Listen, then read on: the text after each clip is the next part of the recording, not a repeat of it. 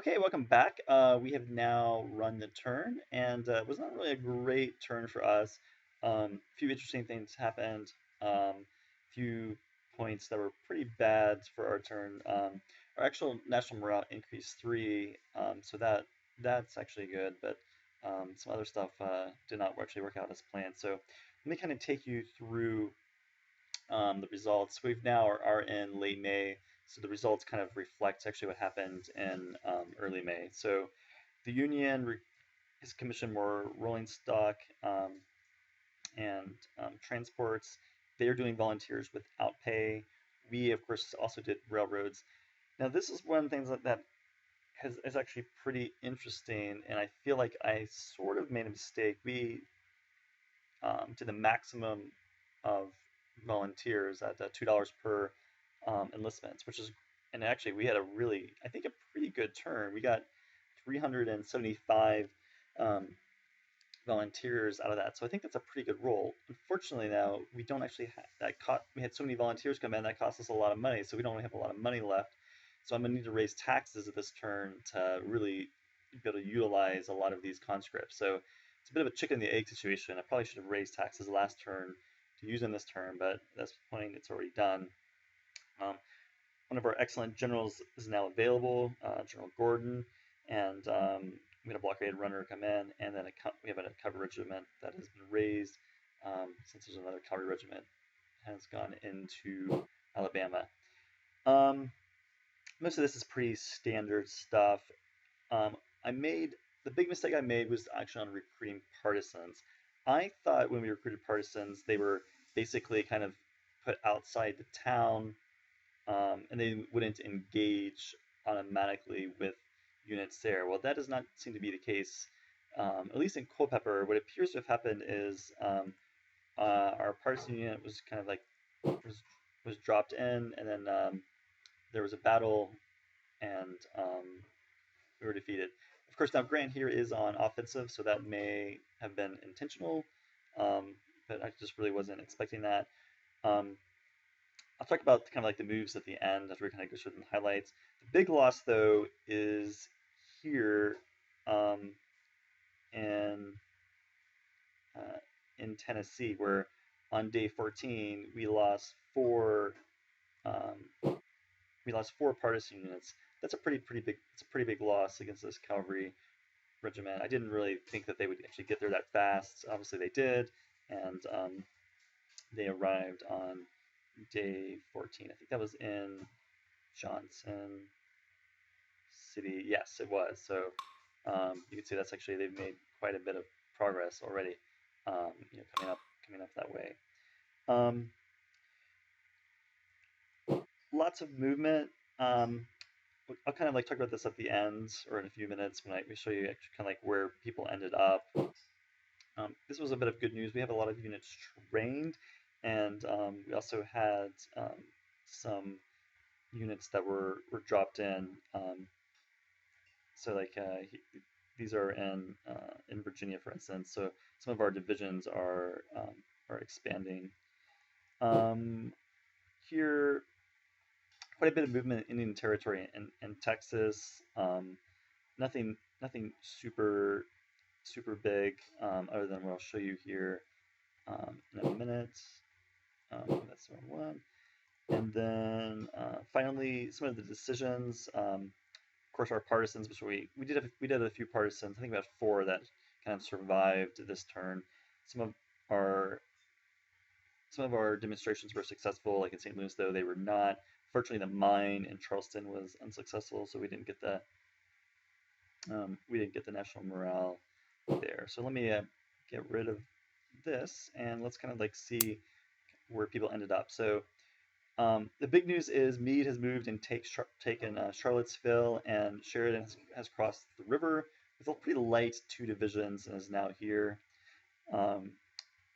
It's a kind of interesting move. He's basically, I thought he might attack this turn, but he's kind of letting us really sort of start to dig in, here even more. So in some of these, we are, we're about a month away from level 5 entrenchments. So we are furiously digging.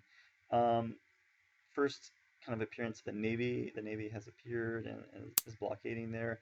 No movement in North Carolina. Our general did arrive here. Beauregard is also here now, and he will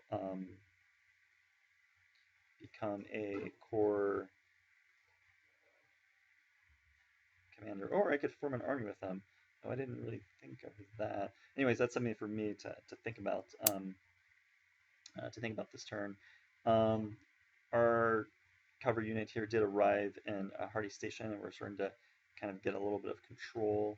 Couple of Union Navy units are still off the coast of Charleston, and then of course now there's actually a new one here at Pulaski as well.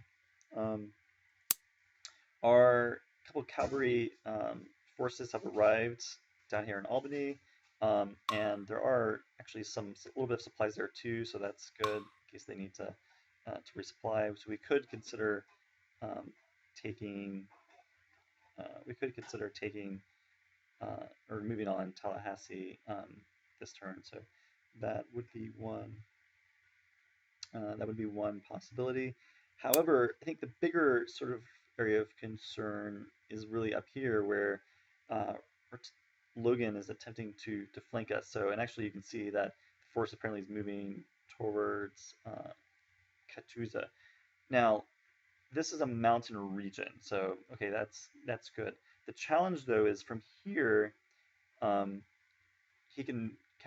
is into 3 different potential regions directly, and then another kind of like 4th mountain one, which is probably not likely. So this is an issue because we aren't really defending any of these, and we don't have enough forces to defend these 3 different regions which are behind our rear. So that's something that we'll have to consider. Forrest is back here in Meridian. Unfortunately, there's not really a lot of supplies there as I had blown the depot. So you can see that there's Greason's brigade is here, and then there's an unknown force there, and then very large Union force is starting to kind of move down.